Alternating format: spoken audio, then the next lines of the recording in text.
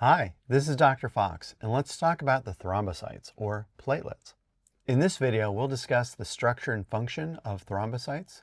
We'll describe the development and factors affecting the development of thrombocytes, their role in clotting, and the conditions and risks of thrombocytopenia and thrombocytosis.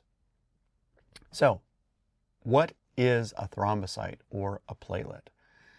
A platelet is basically a piece of cytoplasm. There's a little bit of plasma membrane that surrounds some cytosol.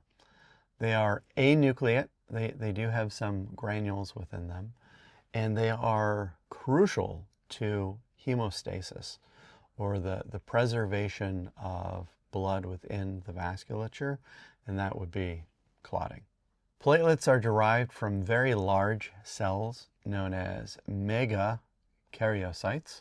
So these megakaryocytes break down into thrombocytes, and they go through a process of circulating to becoming activated, where they can change shape and they can degranulate substances to promote clots. Generally, they live for about 7 to 10 days before they are filtered out by the spleen. The spleen also serves as a storage location for thrombocytes as well. Thrombocytes come from megakaryocytes. These megakaryocytes are going to break down into structures called proplatelets.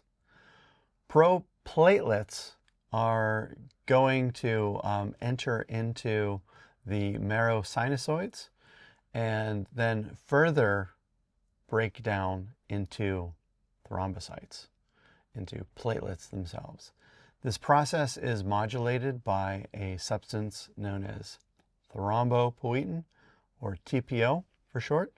Thrombopoietin increases the rate of mitosis, or cell division, amongst megakaryocytes, and it also activates megakaryocytes to begin to break down. So you get more megakaryocytes, and they're activated to go through this process into thrombocytes. In the end, these thrombocytes, after a little over a week, usually 7 to 10 days, end up in the spleen, where they're phagocytized and broken down and recycled. So thrombocytes are an important part of hemostasis, which is managed by clotting if there's ever an interruption. So with vascular injury, with an interruption to a blood vessel, what happens is the thrombocytes will come into contact with collagen that spills into that area. As they come into contact with collagen, their structure begins to change. They form what are known as false podia, false limbs. So they begin to get a little spiky, and they begin to degranulate or release fibrinogen. Now, fibrinogen can be converted through an enzyme called thrombin from its soluble form, which is rather fluid within the blood plasma, into a protein known as fibrin. Fibrin is insoluble, and it forms a mesh network. And that mesh network becomes an enhancing way that the thrombocytes, or the platelets, can begin to gather and become enmeshed. And that's the basis behind a clot. So they become anchored in that area. In terms of their relative abundances, they're second only to erythrocytes. So these are measured in hundreds of thousands. At the low end, 150,000 thrombocytes per microliter. At the high end, 400,000 thrombocytes per microliter. Below 150, the condition is known as thrombocytopenia.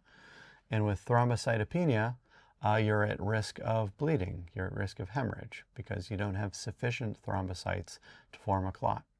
Over 400,000 thrombocytes per microliter is a condition known as thrombocytosis. The risk here is of spontaneous clotting.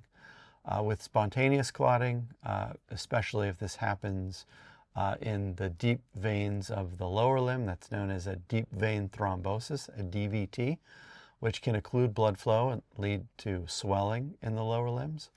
These thrombuses can move along the venous pathway up to the heart, where they can move into the pulmonary vasculature, and you can have a pulmonary embolism, which can occlude the flow of blood through the vasculature of the lungs, which can be absolutely life-threatening.